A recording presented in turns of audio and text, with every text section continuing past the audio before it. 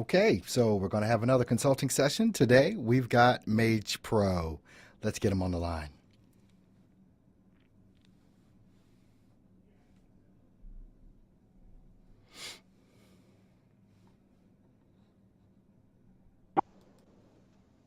How's the busiest man in VO? Hey, what's going on, Tom? How's it happening for you?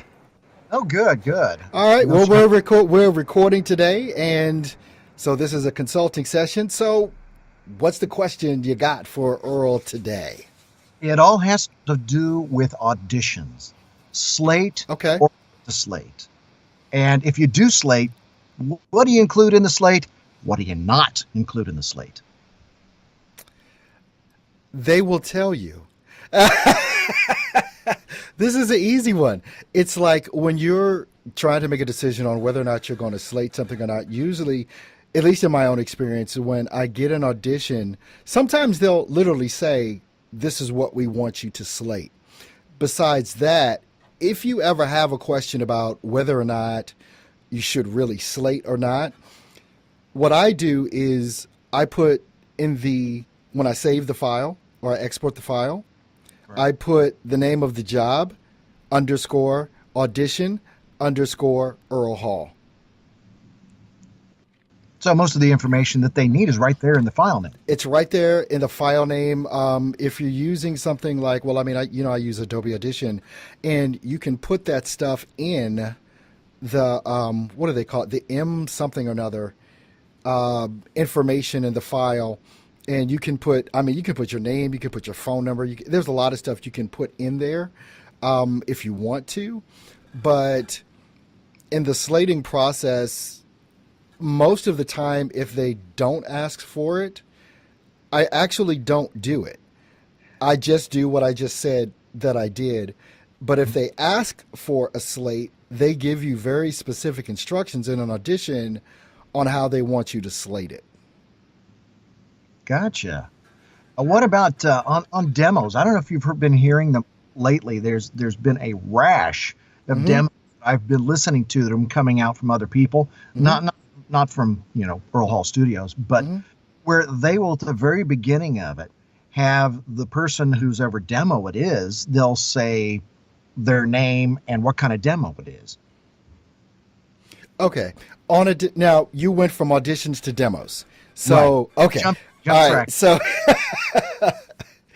on a Gotcha. demo, I never slate my demos because they're on my website where people are going to listen to them. If they download that demo, it's still going to have all my information, like I said before, in the file name, so that they know who it is. And I'll probably add some additional information through the. I wish I could remember what that daggone thing is called, and I can't remember. But anyway, It's information is what it is when you go into the properties of the file. exactly. Yeah, exactly. So that's why I put my name, my web address, so on and so forth, whatever it is that I feel is pertinent for me to put in there. But I never have slated any of my demos. I actually think it's a distraction because when you realize that someone listening to your demo is really only going to listen to about 6 to 10 seconds of it anyway. And you don't want to waste 3 seconds You of it. don't want to waste the 3 seconds saying what it is. If they if they are just taken aback by your demo, oh, dude, they're going to find out how to contact you. They're going to find out what they're going to look at the name of the file. If they want you, they're going to come get you. That's what I'm finding out, especially with the demos that you've been doing. Hmm. Uh, yeah, I mean, I didn't. One of them, I didn't even properly relabel it, and just because I had sent it through an email, the guy Hmm. came right back at me. I don't think he listened to the full minute, and the next Yeah. thing I know is boom, hey, I've got some stuff I want you to do. Here's Yeah. the first one, here's the second one, here's the third one, and he just laid it out, a whole plan. Wow. And yeah, I mean, a good demo, a good as well as having contacts, those are what gets you the jobs. Yeah. You could have the prettiest website. You could be on Fiverr Yeah. and Voices 123 or a million and one different things. Your last name could be LaFontaine. It does. It doesn't Exactly. matter. Yeah. Kind of miss that man around though. Yeah. Well, yeah, I mean, he was, he's one of the, he was, considered one of the greats, so. Oh, But yeah, absolutely. but like you're saying, all that stuff, the website and da da da da da da da, it all comes down to the voice. It all comes down to contacts, connections, what it is that you're doing. All that other stuff is just stuff that people spend way too much time on, thinking that it's going to make a difference, All right. and And the it's just money not. involved in that. Yeah. There's really only two things that you need to spend money on, really. I mean, and you can get by with fairly inexpensive equipment Hmm. and gear, and but you cannot, under any circumstances, get by without proper training Right. Absolutely. and having somebody to help you with your demo. I don't care what anybody says, how hot they think they are. Honestly, producing their own demo without someone else's ear to listen to it. You know what I think about when along those lines with producing your own demos, because even though I've produced my own, it's better to me when someone else produces it, because it's a different type of ear from someone else. It's kind of like when you cook your own food, it tastes okay, but if somebody else cooks it, it's just a little bit better. It tastes, you enjoy it more. There's something about having someone with a different ear than your own bring out the best in you, because they hear things that you don't hear yourself. Oh, that's right. Hmm. That's right. And I can tell you at this convention that I went to, I met some fantastic people. Hmm. And I actually got to really spend a good deal of time with them at a convention, which Okay. is Okay. really, and I had them listen to the demos. And they didn't ask me how much I paid for it, and I wasn't going to tell them. But they said, "Oh my gosh, where did you get that done? That is fantastic." Wow, I can't take any more compliments on the demos we did for you. This is crazy. I can't praise it enough, honestly. Uh, have like you said, having that extra ear, Hmm. having someone with experience in the industry Right. that knows what sells, what's hot, and knows that 6 to 8 months down the road, we're going to be doing it And again. again, yeah. Yeah, because the market is going to change as to what's hot, and you've got to be on top of that. Absolutely. It's one of those things, especially for brand new voice actors. And I get it and I understand it. Everybody wants to kind of do things on the cheap, or for free or whatever. And when you're talking about, here's the thing that blows my mind. Some, you want something for free. You want advice for free. You want coaching for free. You want a demo for free. You want a website for free You get what you to pay for. help you build a six-figure business. You want a six-figure business with no investment on your part Oh, there, into your own craft. It blows my mind. The longer I do this, it blows my mind. And my patience for it has gotten much, much shorter than it used to be, because it's like, how do you want to be? I mean, people like will complain about, whether it's me or other voiceover coaches and things of that nature, saying, "Oh, you guys are just worried about the money. You just want to make the money." Well, hell yeah, I want to make some money. But here's the thing. You want me to tell you for free how you can make six figures. How is that fair in any scope of the imagination that you want advice on building a six-figure income, but you want to invest nothing in it? You don't deserve it. And I'm saying that emphatically. You do not deserve it, because you won't invest in yourself and take a risk or take a chance on your own business. Just that simple. No, absolutely. You get out of it what you put into it. Absolutely. Absolutely. And I mean, you got to be smart about it. Obviously, you got people out there that don't know what they're doing or whatever. And I don't know who those people are, but I guess they're out there somewhere, since everybody says that. But I haven't come across like the guys and gals that are on YouTube or things like that, producing content and videos and, hosting webinars and doing courses. It's like I haven't, they obviously know what they're doing, because they're in voiceover making the money. And you can't go to college for free. You can't go to the tech school for free and learn a trade, but you want to learn how to be a professional voice actor at no cost. Yeah, it doesn't work. I mean, No, even the books out there, there's no books that are free, folks. exactly. Books, whatever. I invest in myself all the time. You guys hear me talk about it from time to time. I take courses. I have coaches. I buy books, all the time because I'm trying to make sure that I'm staying at the top of my game because I want to build what I've built bigger than what it is now. Absolutely. Just almost every dime. I will go out and take the wife to dinner on stuff that I earn, but for the most part, most of my income goes back to the business. It goes Right. back to the training. It goes Exactly. back, for having demos done. It Sure. goes into learning new things about new hardware, whatever. It all Yeah. goes into building the business, at least in the first couple of years. Yeah. And the secret is, tax wise, that's smart. Because Yeah. the government doesn't expect to see you make this huge It's a profit. great thing. It's a great thing about taxes is this, especially as a business owner. If you've got a 9 to 5, Mhm. the government is taking the money before you get it. Oh yeah. Oh yeah. When you have a business, you're taxed on not what you make. You're taxed on what you have left over after you've spent what you wanted to spend. That's what you're taxed on. You're not taxed on, I made $300,000 this year. You're taxed on how much of that you claim was left over, you know, at the end. The cool part about it is you almost have as much fun learning new things Sure. and being taught by awesome professionals like you, being able thank you. to grow as not only as a professional but as a person.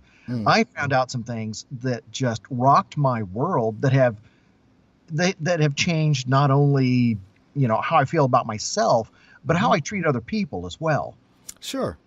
And what I do I feel like I'm one of the best givers that's out there doing this. I do free content all the time. And what's so funny is I had this conversation. I tell people, look, I have got courses, but you do not have to pay me a dime. You can go find this stuff out. It's there. There's no new information. It's out there. If you want to go discover it and find it on YouTube, you don't have to pay me. You don't have to pay any coach that's out there to find out this information on like how to use your DW, all that kind of stuff. It's there for the taking, but if you want to have something condensed for you, if you want that one-on-one personal attention, that's where I guess the money comes in with this. But I feel like I give and give and give and give and give. Just like, we met, you invited me to come down to Indiana U. I took a 5-hour trip both ways. Both ways just to come speak to some kids, in an audio production class. There was no right off the bat upside for me on that other than I just wanted to do that and give. But it's like you'll get paid back later. There will be things that come along later if you're honest and if you're willing to have that really giving heart, which unfortunately a lot of people don't have. But it's like 3, 4, 5 days a week, I'm pumping out content. I pumped out content today. I pumped out content yesterday. This is going to be content for people. I don't know what else I can do, I don't know where you find the energy. Well, this is what I love to do. And I think that shows in everything that I do that this is actually what I love doing. I think anybody would be able to tell. I don't do a lot of recordings, but most of the stuff that I do nowadays is live. So you're seeing me right in the moment. If you're watching me live, if you watch it after the fact, then that's the case. But you can't fake this. You can't fake whether you're happy or not or whatever. You've just got to, and people can see that, within you. And they can see the heart of what it is that you're trying to do. If you're trying to scam them or if you're trying to lie to them or whatever, I think that comes across. And it's one of the reasons why when people are signed up, like in my courses, I don't talk to people over the phone. You know that. Right. It's Skype video. And I said that when I started coaching. I was like, no, I've been through personal experiences. I've been through coaching and I feel like, wait a minute, I'm not really getting something out of this. I feel something's kind of awry. And I said, you know what? It's because I can't see the person. And I said, I will only do coaching live via Skype, and because all of us have a BS detector. Oh, yeah. If I'm trying to coach you through something and you're telling me you get it, I can see by the look on your freaking face you're lying to me. You do not get this. Well, I mean, you And just stare. exactly. And in return, you see me, you hear me, you're looking at my face. This guy's full of BS. He doesn't know. You'll tell that. You can instantly tell that. And that's the reason why when I coach, I do it on Skype, because I want to see you and I want you to see me. Yeah, I think that two-way communication, working between sight and sound. I mean, that's Yeah. why television was so big when it first came out. Is Yeah. because you bridge that communication gap that Exactly. you have in radio of being able to see what was going on. Right. But I think as voiceover professionals, dealing with radio or audio books or something like that, Mm-hmm. that has to come through on our voice. Yeah. And so, even some of these guys that are scam artists, you got to look really close, because if they have been doing voiceover and if they're good at it with that type of thing, it's kind of hard to tell. And sometimes it never hurts to talk to somebody else, another professional out there, and go, hey, what do you know about this guy? Exactly. Exactly. And it's so much. One of the things that it kind of frustrates me a lot is, you heard me talk about people looking for the easy button Oh, yeah. all the time, and it's never going to stop. I think it's just a part of human nature. We want to know that one thing. Everybody's like, what's the one thing I need to do to be successful? Yeah, I know all that. I mean, just that, Earl, the one thing that is work your freaking ass off. That's the one thing. Easy button, so that you can show on your show Right. firsthand that the easy button never works. Right. And it's where those that succeed and those that fail, I tell everybody, you got to look in the mirror, because in the mirror is the fault of why you succeeding or fail. It is your fault either way. It's no one else's. It's not a coach. It's not your DAW. It's not your mic. It is you that is the determining factor on whether you're going to succeed or fail. And once we start looking outside ourselves and blaming other people for our lack of success, we have no ownership of it. So if you can blame Earl for your failure, you can blame Earl for your success. So which do you want to? So if we start looking in the mirror and taking personal responsibility that it is our fault, and I firmly believe that if I lose, if I fail, it's my fault and I deserve to lose. And if I succeed, I deserve to succeed because I did the work. And that goes for an old pastor of mine used to say, lottie-dottie and anybody.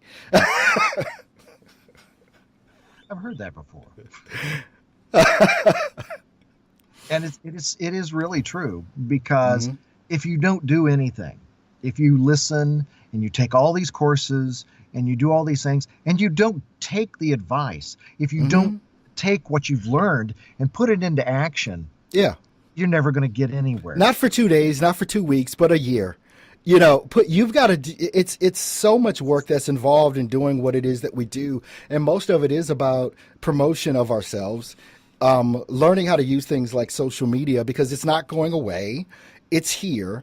And if you don't become a practitioner of these mediums and these platforms like YouTube, Facebook, Twitter, LinkedIn, Instagram, Snapchat, the whole night, if you don't become practitioners of at least some of these things, and you're really, really into it and involved with it, you're going to go by the wayside. It is just that simple. Well, to be honest with you, I'm an introvert. I'm a terrible introvert. And I have to push myself to get out there, to not be one.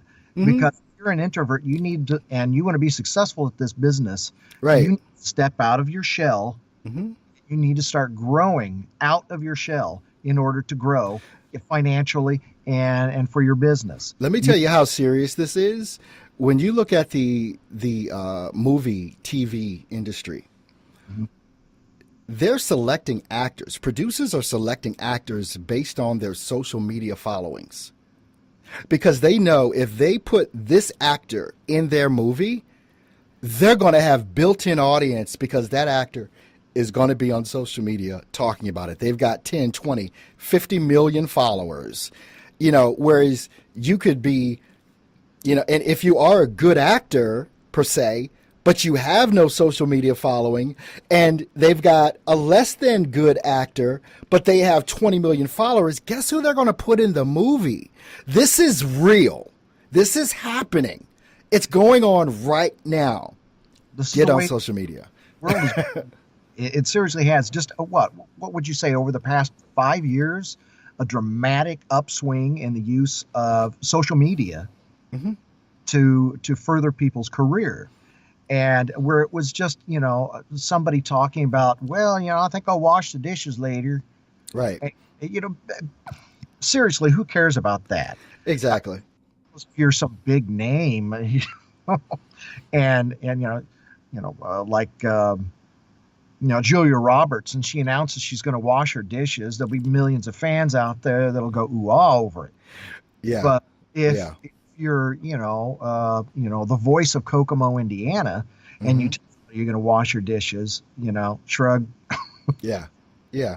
But no, all of that's important, and it's a piece of the puzzle that I hack away at every day, which I hack away at this every single day, and on top of doing auditions and getting work and working with my agents in Fiverr and Upwork, and it's Bodago, Voices 123. I'm all over the place, getting work from all over the place, but I'm willing to put in the work to do it. I mean, I'm in here every day, 6, 7 a.m. in the morning. First thing I do is audition. Then I'm on YouTube or Instagram after that. Then I'm doing consulting calls like this. Then I'm doing more auditions later in the day. Then I got to pick up my kids. Then I got to go home. And now I'm on my laptop doing social media. Then you got demo to do. I got demos to do. Now, when is Exactly. It's, all of this. But luckily, I mean, I have things scheduled out and planned out. But it's, what are you doing? It's like, I would love to track your minutes, not you particularly, but just people in general. I would love to track your minutes every day to see, actually, are you really grinding on this? Is that what's really happening? But you're on social media complaining about something or posting something stupid that has nothing to do to further your career. And I complained about the thunderstorms. Yeah. I couldn't record. I mean, look, just before, like, you had called before to do this Skype interview, and it came across my phone because the power in the freaking office building went out. Boom. Just shut down. So I had to reboot my whole system again. It's like, stuff is going to happen to try and derail you. It's life. It's just life. My kids, they have a tendency to want to eat. So I've got to buy them food. I've got to do that kind of crap every day.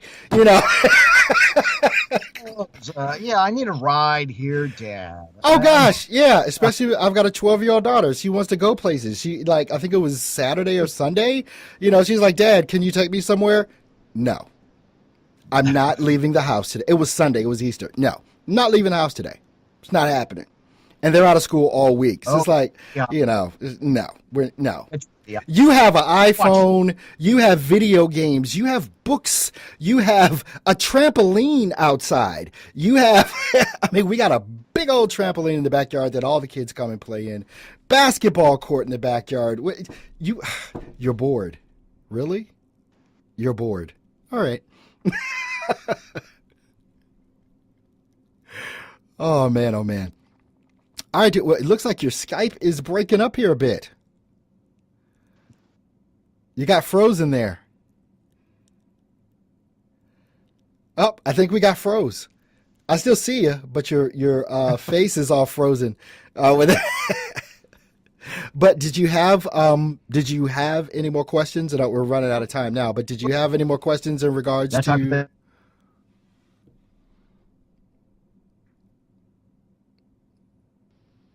You still there?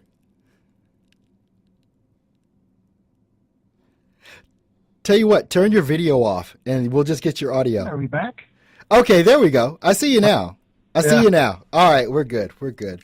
Hey, Man, I had to ad lib. I'm not used to that. Man, but Really? did you have any further questions? That we're kind of running out of time now, but did you have any further questions like about the slating or anything like that that you needed me to answer for you?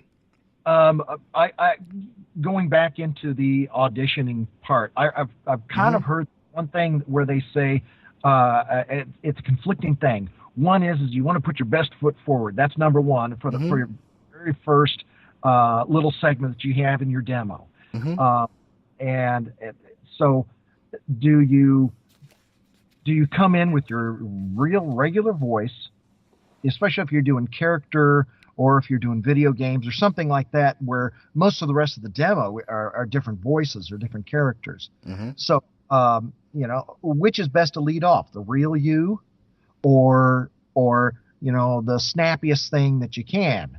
Like in comic books, I've always heard you want to start out the issue with a big battle. Hmm.